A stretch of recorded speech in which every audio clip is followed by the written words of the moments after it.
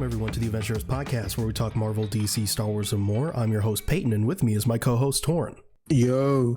Today, we're going to be doing a Spider-Man movie tier list, whatever, however you want to call it, including the Venom movies and all that stuff, because why not? We also have the news of the week, including a bunch of stuff that we missed from last week. So we're going to get right into that. There's going to be time codes in the description or the show notes if you want to jump around. And with that, let's just get right into the news. So we got a trailer for Star Wars Outlaws, the Star Wars video game coming from Ubisoft. Gave us a release date of August 30th, with which, you know, grand scheme of things, not that far away. I'm keeping my hopes low for this one because it's Ubisoft, but I mean, I hope it's good. Like, it's already run into some controversy because there's a Jabba the Hutt mission that's behind a paywall, and like the ultimate edition that which comes with the base game and like the season pass is like $110 for some reason. So Ubisoft is already doing their thing. I don't really care. Just as long as it's a good game. I just want a good game. But will it be a good game? Probably not. But I guess we'll see. We also have the Joker 2 trailer. The incels are rejoicing. We're about to get a whole slew of new profile pictures. But yeah, we were of the mindset that, yeah, this didn't need a sequel. And look, I'd be lying if I said I wasn't like curious, like I want to see it, but it's mostly yeah, because of curiosity, not because like, ooh, I'm excited to see Joker 2. And we know, like, you know, it's musical elements and it's like, yeah, cool, I guess, but I don't know. It's like I feel like they had this is just to be thinking aloud. There's no credence to this, but like I feel like they were like, if we cast Lady Gaga, we can make this a musical. And that's what they did. But who knows? It looks like Harley is a patient in this, and people are already speculating that, you know, I guess sort of similar to the first Joker, like with the like hallucinations and stuff like that. Maybe Joker is hallucinating Harley as a inmate, and it's really her, you know, psychiatrist. I've also seen people say that the movie could be from Harley's perspective and she's like fucking hallucinating that she's with the Joker. I don't know, but I'm not very excited. I'm not excited either, but like, I'll see it. Yeah, we'll see. That'll be my one and done. Yeah. But you know, it could be incredible. Who knows? Yeah. We also got the piece of news from James Gunn himself that Peacemaker Season 2 has begun filming. And James Gunn did say he is directing at least the pilot. So I guess he's taking a couple weeks off for Superman. I know. Bro doesn't sleep. He's doing Superman in the day, and then at night he's going to the Peacemaker set. This poor man's brain, dude. This poor man's brain is mush. If the DCU fails, it's because James Gunn's brain is mush because of how much work he's putting in. Oh, poor man. But this news just dropped today. Unfortunately, we won't be able to cover it because it's just the scheduling of how we do this. But a Deadpool 3 trailer is coming out tomorrow, so we'll probably talk about that next week. But super excited for that. My theory is the first trailer was very Deadpool focused, and the little teaser they put out today is very Wolverine focused. So I feel like we're going to get like a full Wolverine reveal in this next trailer. That's my theory, though. Robert Downey Jr. said he would happily return to the MCU after winning his first Oscar. He said, quote, "It's too integral a part of my DNA. I always say never ever bet against Feige. It is a losing bet. He's the house. He will always win." So yeah, he's going to be in Secret Wars. He's definitely going to be in Secret Wars. But I also I do love how much he enjoys the character of Tony Stark, and you know, there's a lot of the Twitter will lead you to believe, film Twitter will lead you to believe that he hates the MCU and like he's like super happy to be out of it so he can be in real movies. But like he clearly he liked this time in the MCU. But yeah, bro's definitely going to be in Secret Wars, no doubt about it. At CinemaCon, Kevin Feige confirmed that Thunderbolts with an asterisk at the end is the official title. And about the asterisk, he said, quote, "We won't talk about the asterisk until after release." Yeah. Torrin, what does that mean? Bro had to autocorrect himself. So me and many others are under the assumption that this is going to be like a Falcon and the Winter Soldier situation, where at the end of the series it said Captain America and the Winter Soldier. So I think this is going to be like, it's the Thunderbolts. At the end of the movie, it's going to be like, actually, it's Dark Avengers. So that's what I think is going to happen. The asterisk is there because the Thunderbolts, correct me if I'm wrong, but the Thunderbolts in the comics is like a team that's meant to be like, it's like for show. It's like really, it's like they're the Suicide Squad, but imagine they aren't all villains, but like the government's like touting them up to be like the next Avengers. Like, look, they're good guys, and they're actually just fucking not. Yeah. So yeah, that's what I think they're gonna do. They're gonna like, look, it's a bunch of like reformed people. They all have Captain America powers, and like, yeah, this is the new Avengers, essentially led by the government. And so technically, it would be in line with what the Accords would have been. And then obviously, because it's controlled by the government, it's not going to be good. And then at the end, it's actually, we're the Dark Avengers, actually. So that's my theory. And mine alone. No one else thought of that. This is according to Daniel RPK. Jonathan Goldstein and John Francis Daley are in the mix to direct Spider-Man 4. They previously directed Game Night and Dungeons of Dragons. They also co-wrote Spider-Man Homecoming. So these guys are not unfamiliar with the character. And I think they're a solid choice. Game Night is a movie that had no right to be as good as it is. And Dungeons and Dragons is a movie that had no right to be as good as it is.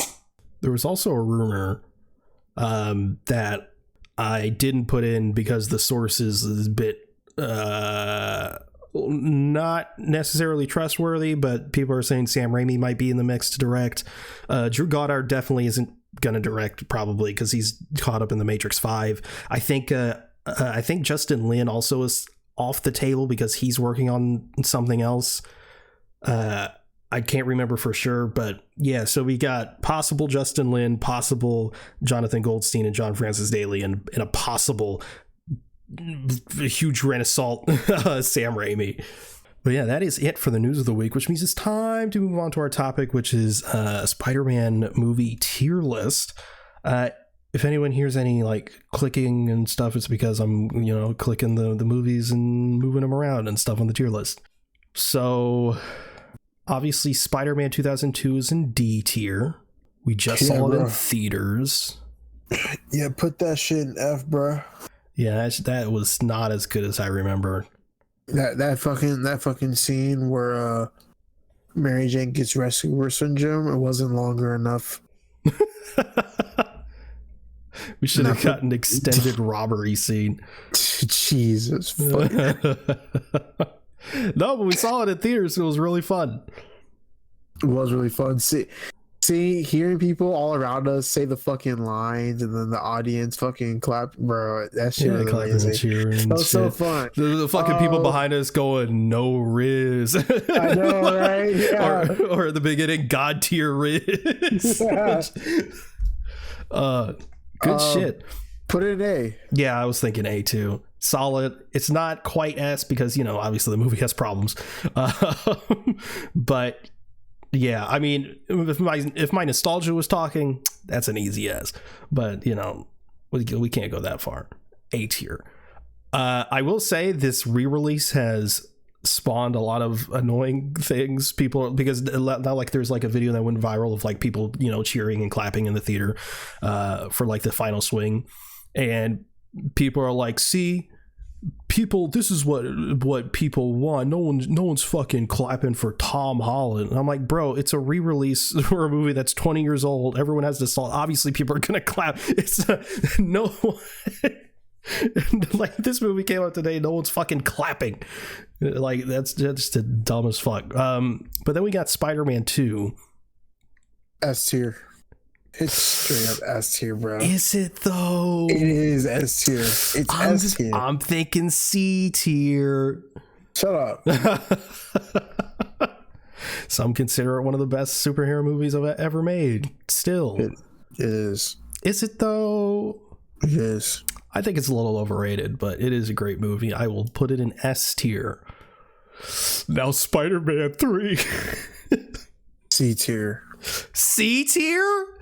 Yes, extremely generous.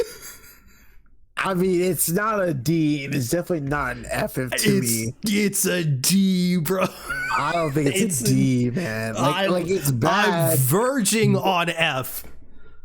Bro, dig it's on this, horrible. bro. It's terrible. No, dude, no. It may not be as good as the other ones, but it's definitely not bad enough to be put in D or F tier. Okay. I will say it's not F tier. It's not F tier. There, it has good moments. It has good moments for like a 25 minutes, and then after that, it's just garbage. This has the most obnoxious Peter Parker I've ever seen. Happy Peter Parker should not exist. Okay, buddy. He's so fucking annoying. Bro likes the comics, bro. It's so bad, bro. It's so bad. Sandman's the only redeeming factor. I'm putting it in D. He is. Oh my god. We'll say it's a high D. It's fucking terrible. High D, low C, bro. It's a bad movie. It is bad, but The Amazing Spider-Man. That's C. Really? I thought you were gonna go with B. Nah, it's C. I thought we were gonna argue about this because I was gonna say C too. Yeah, it's just C. It's just. I mean, it's just a movie. It's a movie. Like, it's solid. Yeah. But it's just, I don't know, man. Just mid. Andrew Garfield is good though. I would, if I had free reign, I'd put it in F just for the suit alone. My god, bro. It's a fucking terrible suit, bro. These Spider-Man movies are kind of trash now I think about it. The Amazing Spider-Man 2. That's in fucking oof. Look, I'm gonna say this. For the suit alone, it's gotta be in C. But the movie itself, it's an F. Yeah, Andrew Garfield and the suit kind of do carry a lot of it, or most of it, and Emma Stone. Yeah, pretty much everything else. Yeah, I was thinking C too because it's fucking bad. But like, if this is like purely objective as a movie, it's DF. But like, it's fun. It's a lot of fun, and the fucking visuals go crazy. Yeah. So yeah, we'll put that in. Would you? I usually don't care about this, but would you put it above or below First Tasm? Spider-Man, Amazing Spider-Man 2? Yeah. Below it is. Spider-Man Homecoming. That's I would say probably A or B. Yeah, I'm thinking A personally. A and above Spider-Man 1. Above Spider-Man 1? Yeah. So, okay. I just actually hold on. Fuck. No. You said it already. There's no takesies backsies. Bro, I'm getting like nostalgic recency bias. You saw Spider-Man in theaters. You're like, that's a pretty good movie. Because I'm thinking like they both. Like the third act on those ones are so fucking strong, dude. They're like incredible. I feel like I feel like Homecoming has a stronger second act, in my opinion, but Spider-Man 1 has a better first act. Seeing it in theaters, really, because like when you watch it at home, you can do other things and stuff like that. But when you're in a theater and all you can do is watch the movie. It really hammered home. The fucking pacing is incredible. Like he gets his powers so fucking fast, but it feels, I don't know, it feels natural. It's really good. It's a good movie. Homecoming above Spider-Man 1. Yeah, I think people, especially like nowadays, I feel like Homecoming is kind of, I don't want to say it's like forgotten. But like when we have like No Way Home and even Far From Home to a certain extent. Like, I feel like Homecoming's just kind of like quaint in comparison, but it's also like it's meant to be. Yeah. It's meant to be like very small, low stakes, and that's what's fucking great about it. Michael Keaton, brilliant villain, because he's right and he doesn't just go insane for no reason. And the third act, it's underrated. For what? Because yeah, most definitely. It's we talked about it before how we feel like the third acts for movies, or like the final fight in these movies, is always better when it's like really like visceral and personal. And like Far From Home didn't have that. I mean, we'll get to that, and a lot of the other ones didn't have that, but Spider-Man 1 definitely had it, and Homecoming also had it. But now we have Venom. Oh my god. Sorry. Look. I'm gonna say, for the look alone of Tom Hardy's Venom, probably a D, but I put it in F. I'll put it in F for sure. Yeah, this shit's an F. Okay, maybe I am just a D1 hater, but I feel like the design has gotten worse in my mind. He really just looks naked without the spider. It's fucking weird. And also he has his grippers out. I just like the fact that he's like fucking huge. Yeah. I mean, it's certainly better than Spider-Man 3. Yeah. Which I actually don't hate. Not the movie, the Venom design. But yeah, fucking awful movie. Can't believe people like these. Blows my mind. And I'm the person that likes everything. What does that say about it? I don't know. Anyway, we have Into the Spider-Verse. I wonder where that's going to go. Yeah, it's a fucking S, bro. Oh, yeah, S, definitely. Sure. S tier. Put that shit in S now. Yeah, I mean, come on, man. 2018 was such a fucking good year for Spider-Man. I know. And like, I mean, and then there's Venom, so that's a low point, but Spider-Verse is just incredible. I mean, completely reinvented mainstream animation, essentially. Fucking brilliant, man. Absolutely brilliant. Incredible performances. Fucking stacked ass cast. Shameik Moore is a fucking great Miles Morales. Everyone's design is great. Jake Johnson was a massive surprise for Peter Parker in it, and he's fantastic. I mean, this movie's been talked to death, but man, it's good. Above Spider-Man 2, because it's just that good. And then we have Spider-Man Far From Home. C. I was thinking B. Nah. Look, it has its problems. It definitely does have its problems. It definitely has its problem, but it also has some of the best Spider-Man moments. I don't know, man. They fucking ruined that shit by saying Peter Tingle. Okay. Okay. Bro, dude, like... Yes, Edith sucks. Yes, Edith, but dude, like, how is Madam Web gonna, like, say Spider-Sense better than Far From Home did? Okay. That's why Madam Web's better, bro. Jesus. Okay. I watched Far From Home recently. Damn, it's good, man. He has the moment where he like fixes up the little like bomb thing just with like fucking like car parts and shit. It's fucking great. Obviously with the spider sense sequence, the illusion sequence is fucking phenomenal. Jake Gyllenhaal as Quentin Beck just in general is great, but also the fact that I still love the fact that he's just wearing a mocap suit. I love that so much. I think it's a B. The Mysterio design, the fact that Mysterio design is amazing. Even made it work in live action at all is insane. I'm putting it in B. Also, we have nothing in B, and I predict that nothing else left is gonna go to B. Venom, Let There Be Carnage. F. That shit's trash.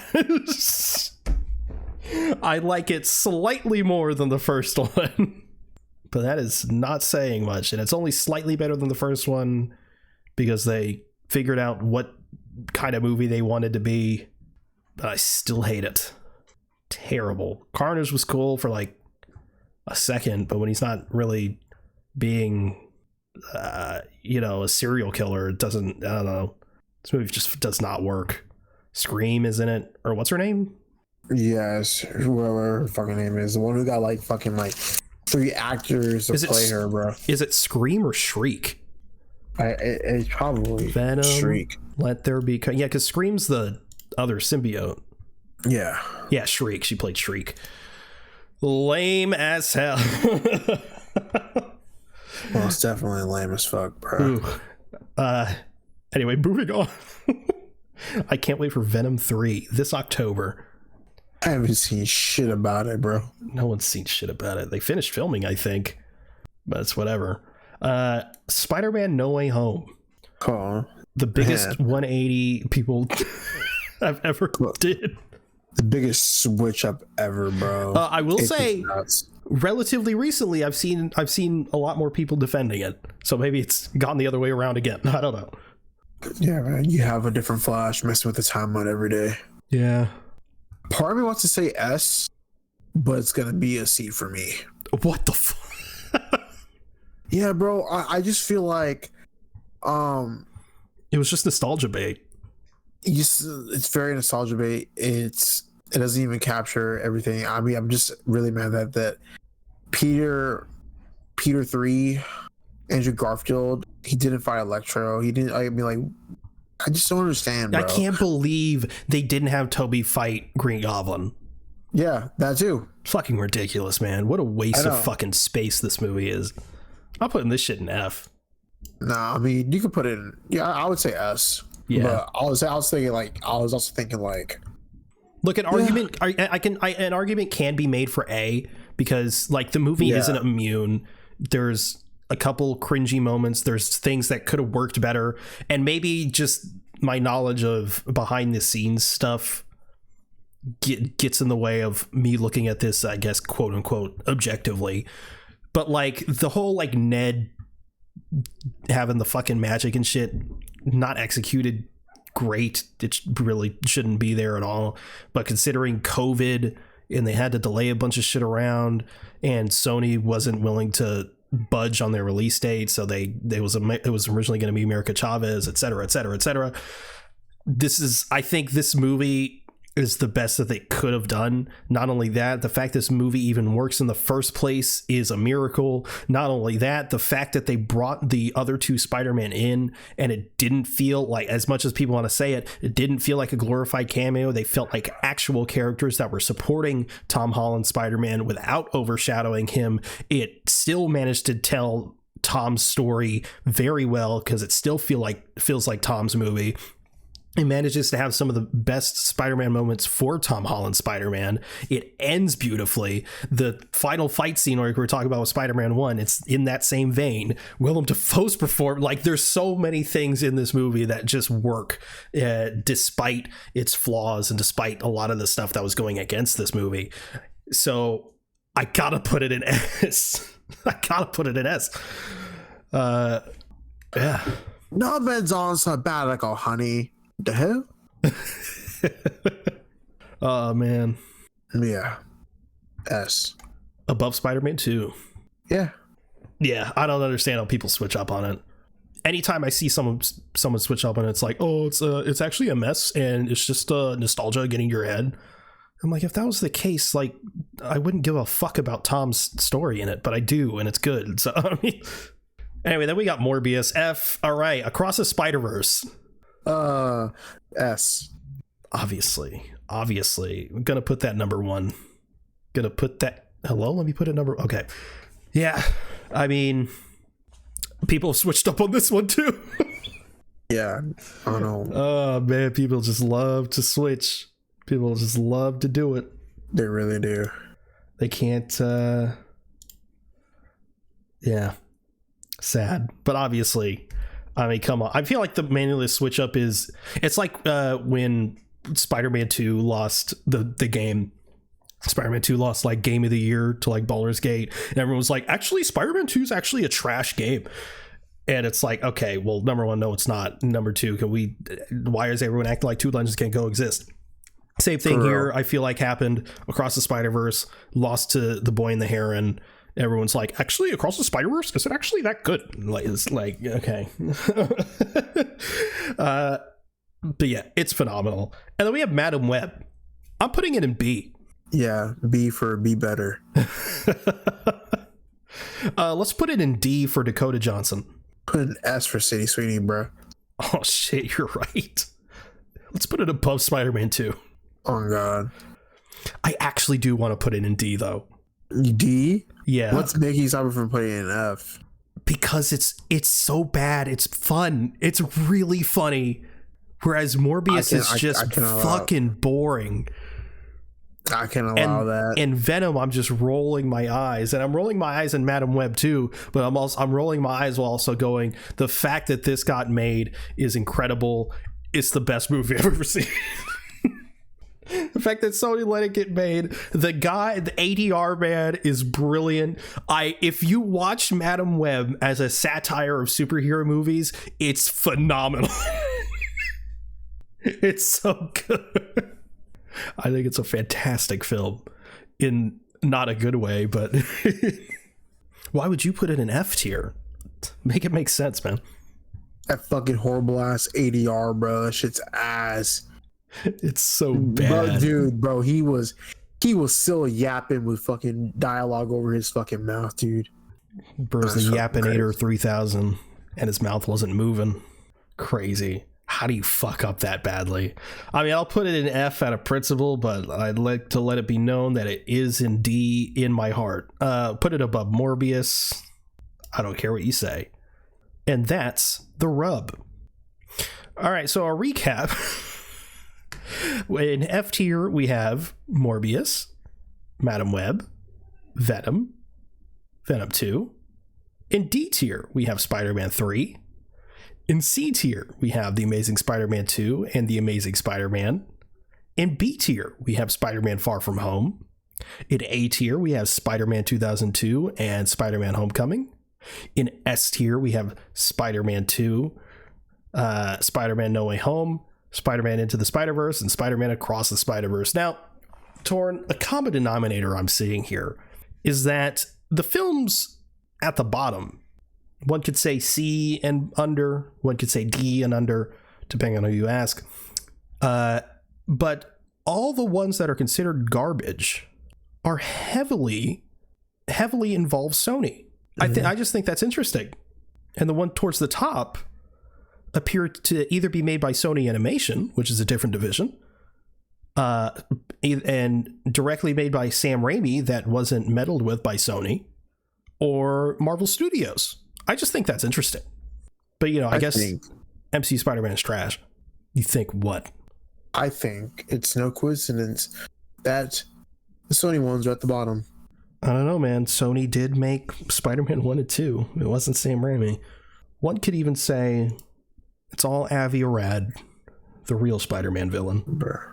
But yeah, that is the list. I'll probably post that to socials whenever. You know, download the image. I'm going to put it on my desktop. I'm going to make it my wallpaper. And that's that. So what'd you watch this week? Shit, I don't... Shit. So for the past, the 2 weeks. When did we stop? I don't know, man. You tell me. Because we did the Monkey Man review. So I rewatched Godzilla 2014. Such a great movie, but needed more Godzilla. Then I watched Once Upon a Time in Hollywood. It was really, really, really good. I liked it. Super solid. I love that third act. And then I watched Sing Sing, which is a really interesting movie. It hasn't came out yet. I gotta watch an early screening of it. But pretty much it's about a man who's been innocent of a crime. He's been innocent. He goes to prison and he falls in love with theater inside of like a prison program, and it's such a wonderful, like, humorous movie.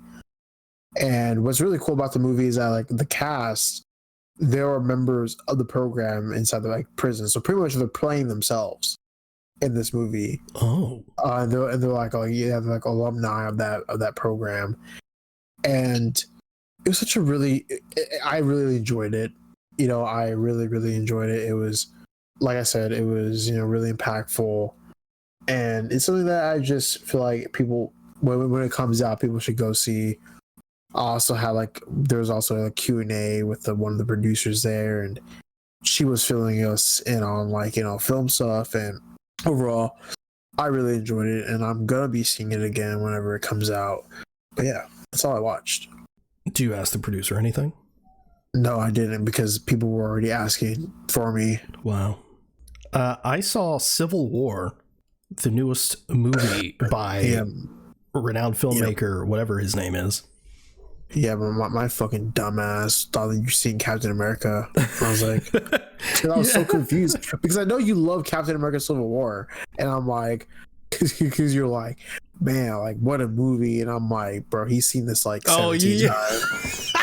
I'm like, bro, yeah, you've seen this 17 times, ain't no way. And wait a minute. That means when I texted you that there was 2 boomers in my screening, you were like, oh yeah, they're not gonna like that. You were thinking Captain America. Yeah, dude. And then I was just like, okay. And then I was like, okay, but then I thought about it, and I was like, when did they re-release Captain America Civil War in theaters? And I was like, why are you going to see it? Don't you have it on 4K? But it didn't register to me until I saw your letterbox. And I was like, oh, that's Civil War. Well, yeah. Oh yeah, Alex Garland. Did he cook? Yeah, Alex Garland. Oh, he cooked. Good. This movie's very mixed, very polarizing.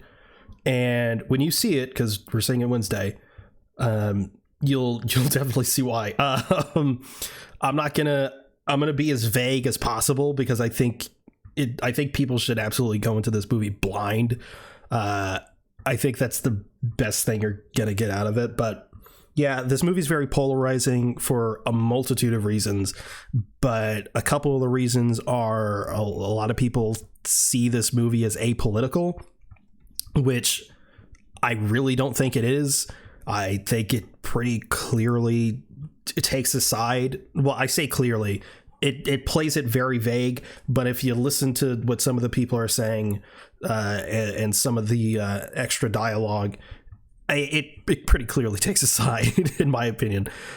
Another reason for controversy is that in the movie, I forgot what they were called. They're like I think they're called the Western Forces, which is Cali and Texas, and a lot of people are like, well, that doesn't make any sense. As someone who's lived in Texas my whole life, I think it makes a lot of sense. Yeah, Texas is a red state, but in a lot of the cities and a lot of this stuff, Texas is more liberal than I think people think it is. And Cali it's not just like Los Angeles and San Francisco. You know what I mean? I think them, taking sides makes a lot of sense. Not only that, they're also the 2 states that seem to want to secede the most. That makes sense to me too. I think that's people are making that a bigger deal than it needs to be. The movie has just a phenomenal premise, and a lot of people are saying it's ill-timed considering the very polarizing political world we live in. And I don't think it's ill-timed at all. In fact, I think it's a really good time to release a movie like this.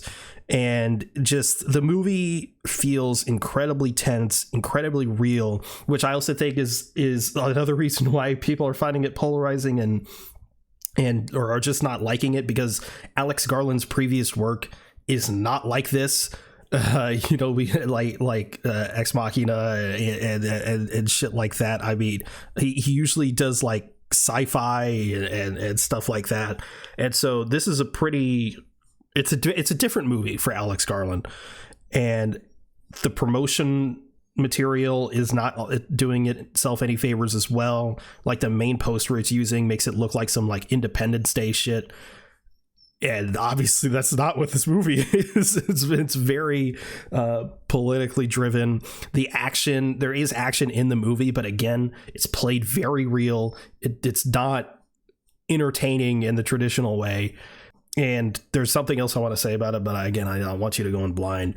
But yeah, I think a lot of people are missing the point of this movie, or they understand like the broad points, but there's more nuance in this film than some people are letting on. But yeah, brilliant. I think it's a brilliant movie. Incredible performances, incredible cinematography. The performances. Kirsten Dunst is sort of the general main character. It's a group of 4 people in the main cast, but it mostly focuses on Kirsten Dunst.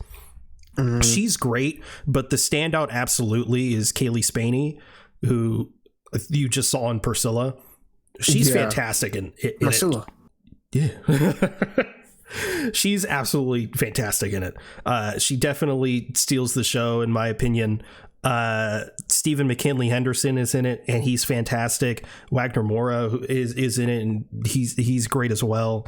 Like, yeah, this movie is really fantastic, and I can't wait for you to see it. I'll probably talk about it more in detail, probably spoilers next week when you see it.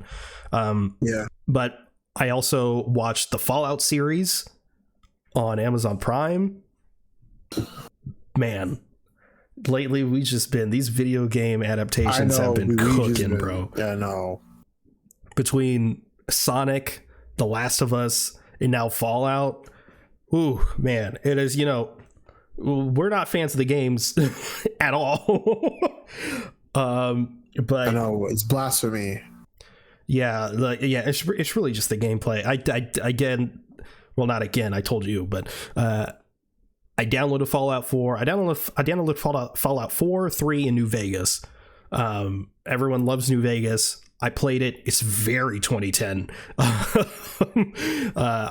don't know how much I'm going to get through it. I'm going to be honest. It's dated. But like a lot of Bethesda games, I think that's why I was confused to a lot of the Starfield hate, because people are like, well, it's not very polished, and it feels like weird, and the animations feel odd.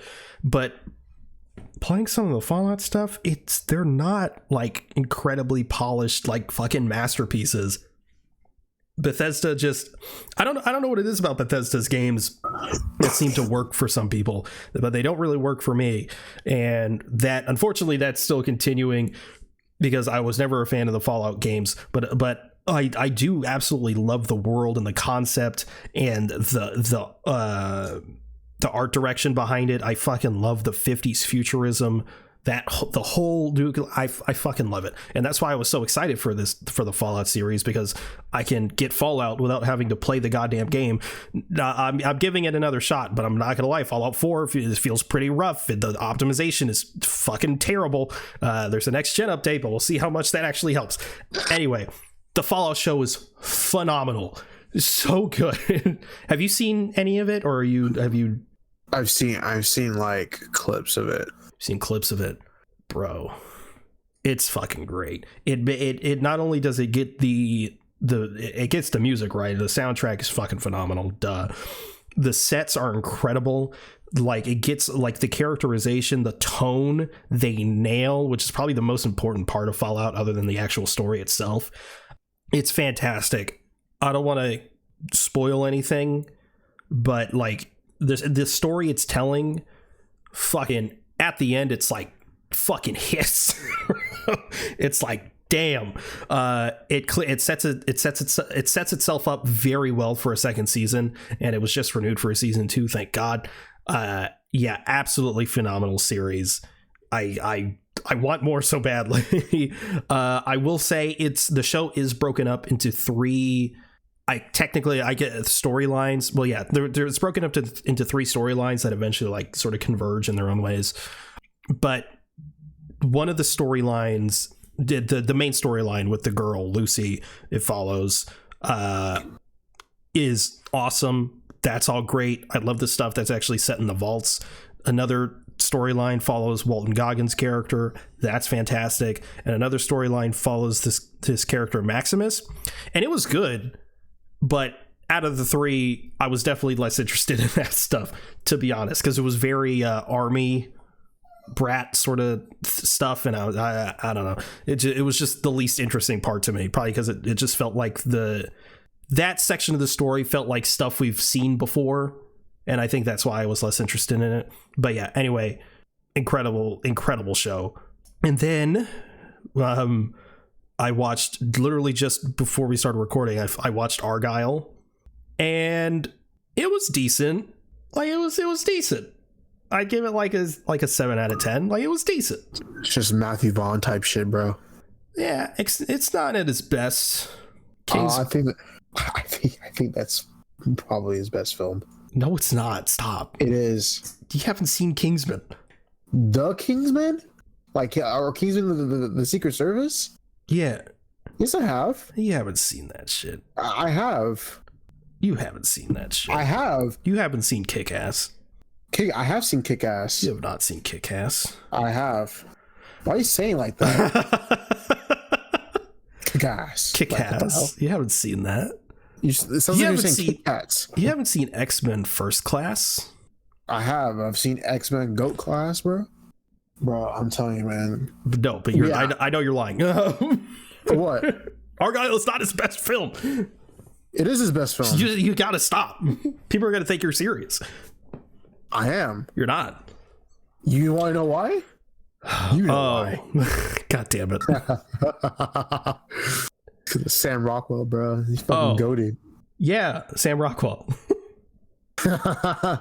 And it has a cat in it, so. Yeah, the cat, yeah. But yes. When I saw Argyle, I was like, yeah, it's Matthew Vaughn type shit. And, I was like, like I was like, yeah, this isn't his best because of certain, like, things. I think I told you the Bryan Cranston thing, right? What? Where I was like, oh man, whenever I saw that, I was like, Spider-Man Homecoming type of shit. I don't remember. Oh well, that's kind of how I felt in the theater. But yeah, that was very Spider-Man Homecoming. Actually, this movie reminded me a lot of different things. Like I personally think it's one of the things where it's like this movie is so like I'm pretty much just speaking like in terms of like the plot armor. The plot armor is so goofy that it's like fantastical, pretty much, and that's kind of like the point of the movie. Yeah, is that like it's supposed to be like, this like fantasy come to life, but like I was like man, this shit is kind of crazy, but it's so fun. It's so fun. Yeah, it is pretty fun. Sam Rockwell and Bryce Dallas Howard are a good pairing.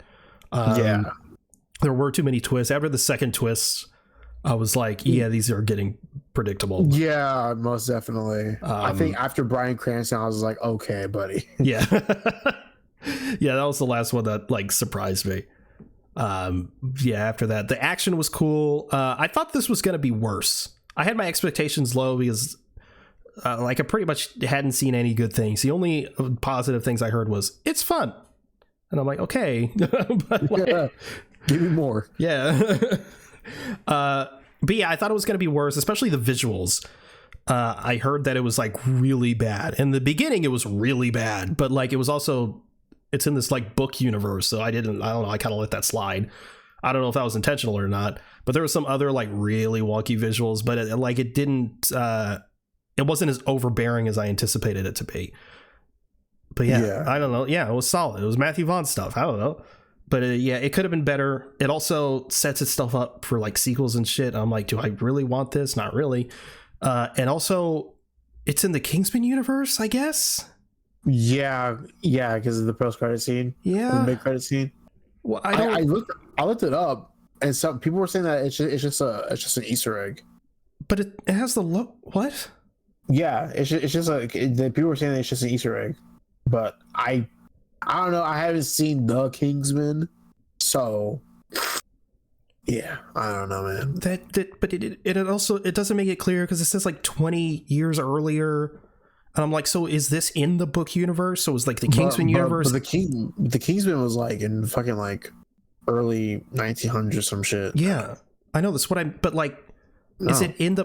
Yeah, but if like Henry Cavill doesn't make sense. I know it doesn't make sense. That's why it doesn't. It's just an Easter egg, bro. It's okay. But is it though? It is. Then why do that? Cause it's just an Easter egg, bro. Okay. Well, whatever. It was fine. 6.5, 7 out of 10. So Torn, we played Suicide Squad Kill the Justice League. Oh man. Man, what a game. Something. Okay, here's what I'll say. It is a bit overhated. It is. And it's over exaggerated. People are like, oh, it's Avengers. It is not that bad. Avengers is fucking abysmal dreck. This is like, I had a fun enough time, but I don't even know where to begin. Like, okay, here's what I'll say. Yes, it's overhated. The story, well, I won't get into the story yet, but like, the thing I hate most in any kind of media, whether it's movie, TV, video games, the things I hate the most are wasted potential and missed opportunities. And this game is chock full of everything I hate. But it also has a lot of stuff I enjoy. So it's very confusing to my brain. Yeah, there are some missions. Like for me, I kind of like the aesthetic of the game. I love how it's like this Sunset Overdrive type of thing because the game's underrated as shit. I like the traversal system of the characters. One being Captain Boomerang is really cool. I kind of like for gameplay wise, there are parts where I was getting really like I was getting fucking destroyed because there's so many buttons, there's so much equipment that has different things, and that's not how I really play. I feel like I shouldn't have to equip something like a piece of armor or whatever that does like, you know, or you know, that can do different things. I felt like there should have been something. I felt like it could have been all in one place. And there's also missions where it kept getting really repetitive, and I also don't like how, for me, like where you gotta like play a certain way to like get certain shit, because I'm just like, all right, buddy. Because there's a part where like Pay and I would be playing and we're like, why aren't these fucking enemies dying? Oh yeah, we gotta fucking play like this. And I'm like, oh shit. But overall, like, I think the game is fine. Like, yeah, as a game, I think it's fine. I think it's cool, like what you get. The customization is okay. I don't think this game needed a fucking battle pass. It's fucking stupid. The battle pass is ruining gaming as we speak. But yeah, I agree. The traversal and the movement, fantastic, nailed it. It's like they built that and then they built the game around it. And yeah, but like not in like a good like Spider-Man way. It's like and I don't, but one of my issues is I don't even know who to blame. Do I blame Rocksteady? Because like they spent 7 years on this. 7 years. And this is what they came up with? Like, respectfully, like it's not all Warner Brothers' fault. Because as much as I just want to blame them and be like, oh, they made it live service and they forced all this onto Rocksteady. I mean, I certainly don't believe that Warner Brothers Games, whoever, had any bearing on the story, at least not in any major way. And the story's just fucking weak. The story is literally there, and the story exists just to push the microtransactions and the battle pass and the seasons. That's all it is. And like again, yeah, there's cool moments, but a lot of the really the coolest moments were mostly in the beginning, which obviously makes sense because like they want to get you in, so it's like here's a bunch of cool stuff. And like the part where you're running away from Batman and he's getting all your fucking teammates, awesome. That was fun. That was really fun. You're going through like the little like Arkham Museum where it's going through all the games and shit. It's fun. Also, the little cutscene at the beginning was also really fun. They got the dynamics of the characters down, but also the characters that you play as, there's literally no depth to them. they're sort of like caricatures of themselves. It's like they throw you into with them with Deadshot and Captain Boomerang and King Shark and Harley Quinn, but they don't go, hey, here's these characters that we made. It's more like, you guys know these characters from other things, right? So we don't have to explain anything. We don't have to like go in depth into anything. It's like, well, yeah, we generally know these characters, especially Harley Quinn, because it's in the Arkham universe, but like we don't know these versions. Like, I want to know, like, what, like, and especially in the Arkham universe, when all we know is Batman and his rogues gallery and all that stuff. I want to know these versions of the characters. And we don't get any of that. Yeah, Lawton has a daughter and she's fucking gone or whatever. Okay, well, what's the deal with that? What happened to her? Where is she now? Like, we don't get any of that. What Captain Boomerang, what's his deal? King Shark, yeah, okay, Nanawe, king of the fucking sharks, whatever. I don't know, but it's like we get nothing with that. But yeah, the character dynamics, they do get down. All the banter between them is really fun. Again, there's cool moments like when Shark puts on the Green Lantern ring, like all that was cool. The fight between Wonder Woman and Superman was cool. But yeah, in between it, you just have all these fucking busy work missions that you just do over and over and over and over again with absolutely no variety, no villain or no enemy variety. They throw in a Flash villain or a Flash character type, cool, I guess, but they're pretty much the same thing. They just might move somewhere else. And then not only that, you have Batman, who is already taken over by Brainiac, and he's sort of commanding, all the little minions or whatever, and he just regurgitates the same lines over and over and over and over again. Quinn's a master of explosives. Don't let her get close. He says that over and over and over and over again. I'm like, Jesus Christ, man. Did they not record enough lines? What's going on? Yeah. And the story, bro. And the story itself, like, okay, it's called Suicide Squad Kill the Justice League. I'm expecting the Justice League to die. That's the idea of it isn't my issue. But like the first villain we get, or the first character we get to, is the Flash. And like the Flash's death was fine, I guess. But again, it's sort of the same thing with the villains. Like everyone loves the Arkham universe, and everyone's wanted to see the other heroes in the Arkham universe for so long, but we get nothing with the Justice League, like, whatsoever. Like as far as like who they were before they got brainwashed, and and that's disappointing. Like we could get a game that's set, before Brainiac's takeover, but it's also like it feels redundant. It's like, well, we know what's gonna fucking happen to this character. He's gonna fucking die, get taken over by Brainiac, and that's annoying. Like, and then at the Green Lantern, you shoot a bunch of his green things and you shoot him and he's dead. And also all the boss fights are essentially the same thing. You shoot the counter thing and then you shoot the guy until the health is all the way down. Mm-hmm. Okay. And not to mention, if we're being realistic, if they're really fighting the Flash, a Flash who doesn't give a fuck and will fucking kill you, they're gone.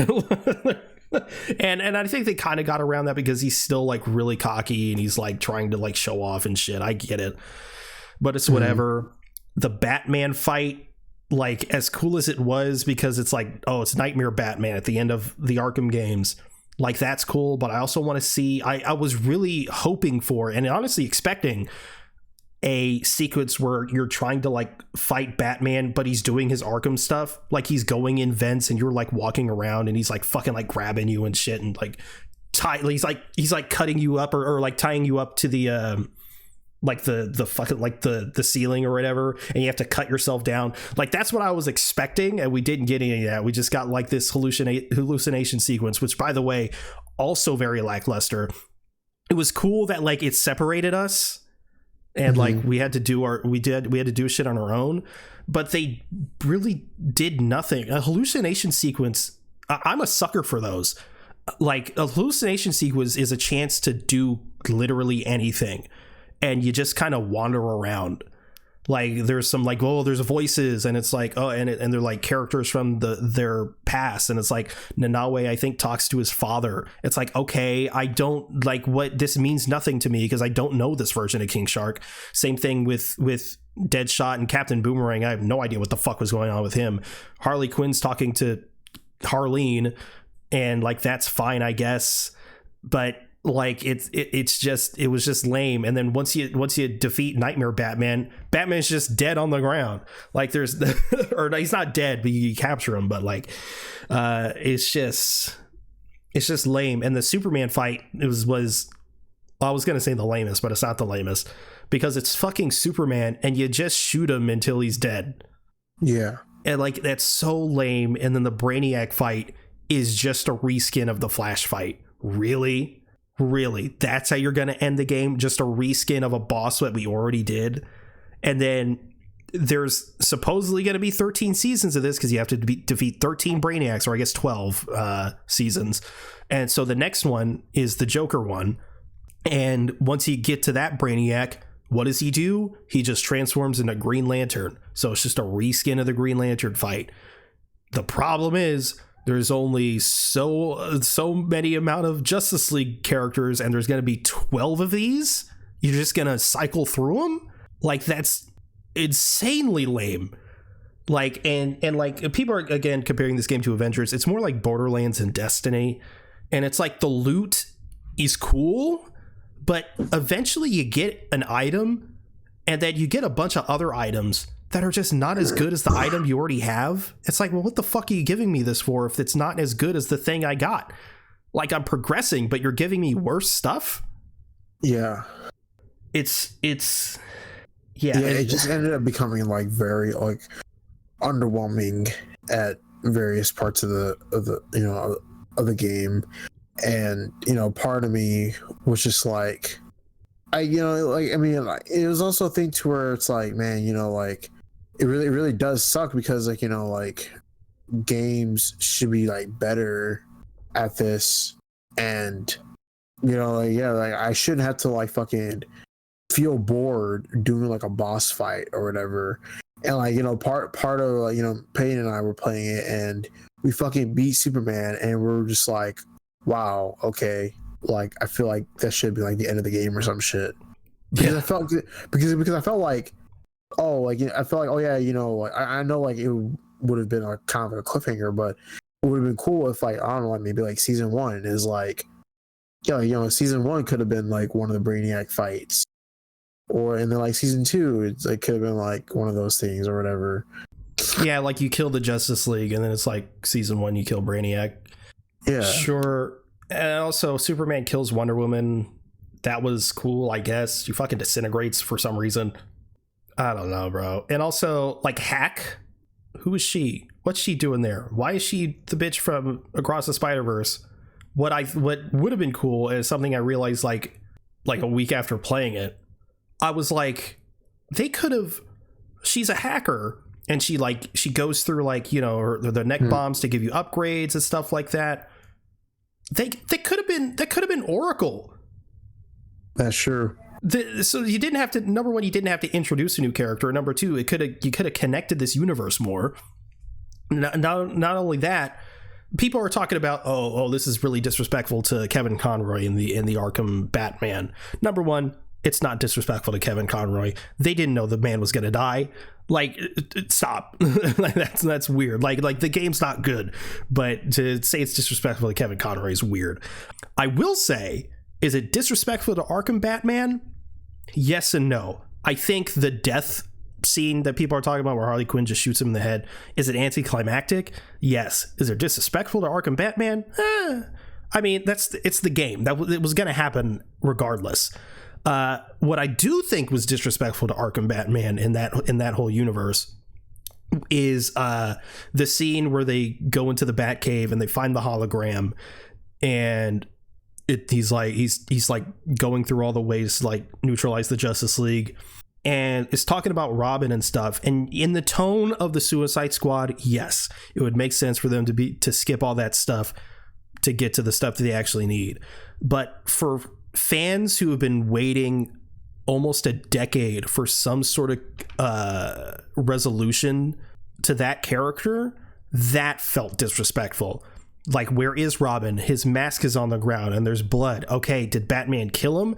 That, if he did, that's fucking weird, because I feel like Batman would probably have neutralized him and have Brainiac brainwash him.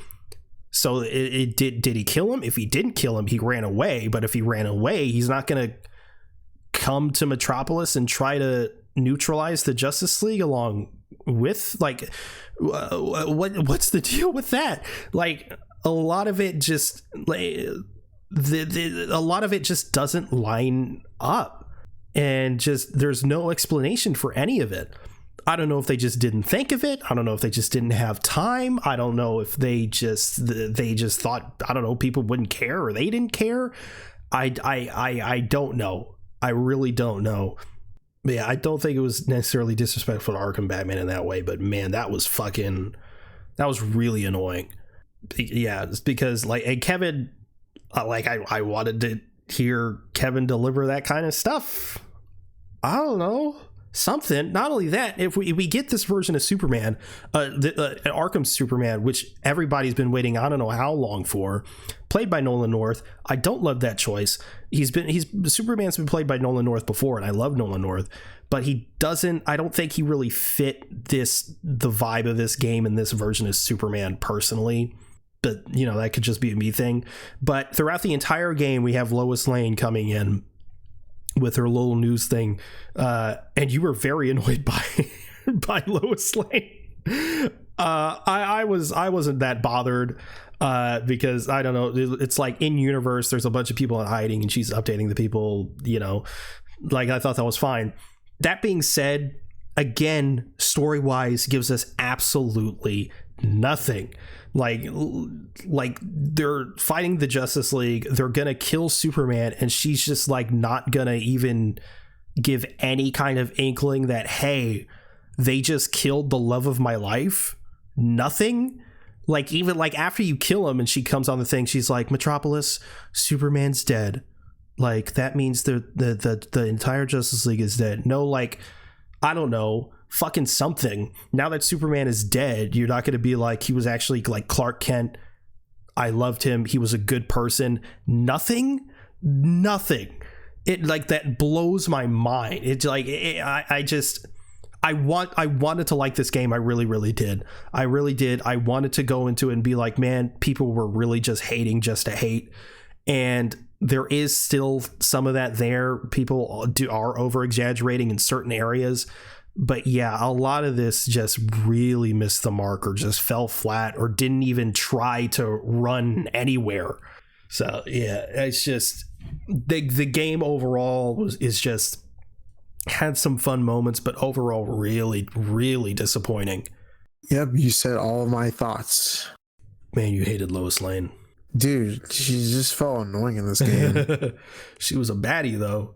She was. They did her no favors in the little video recordings they did, because I don't know, the model was just not, the quality wasn't there. But then you go into the little like view model thing, and it's like, oh no, she looks good actually.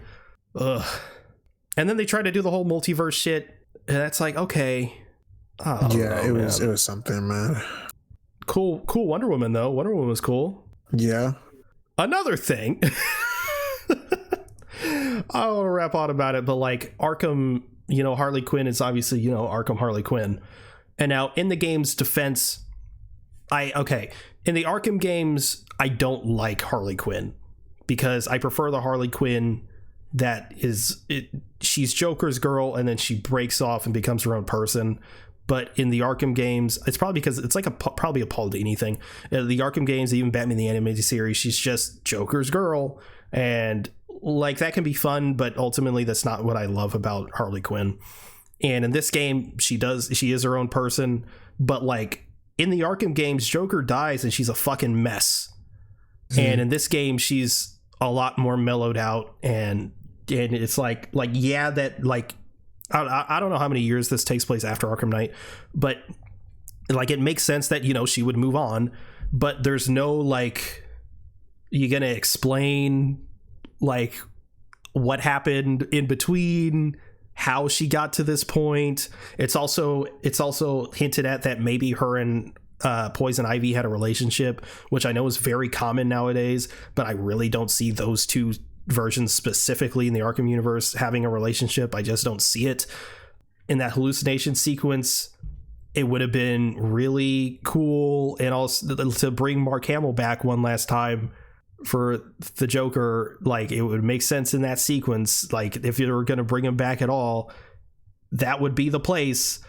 And then they could have done a thing with like, oh, you know, like, oh, you're like nothing, you're weak or whatever, and she's like, no, I'm my own person, you're dead, fuck off. Like, that would have been cool. Anyway, this is, I don't want to ramble on too much. It was just disappointment after disappointment for that game. Sad. For real. Is that the show? That is the show. All right, well, thank you everyone for listening to the Avengers podcast. If you want to follow us, we're at Avengers on Twitter. That's AVENGE nerds, all one word. If you want to follow either one of us, you can reach me at @Zenith_ on Twitter. Where can they reach you? At Touring Guy on Instagram. Amazing. We also have a Discord if you'd like to join the conversation there. This will be linked in the show notes. You can also check out our link tree for any additional links you may be interested in. You can also review the show in-app on Apple Podcasts. If you could leave 5 stars in a review, it would really help us out. Thanks again for listening to Avengers Podcast. We'll see you next week. Later.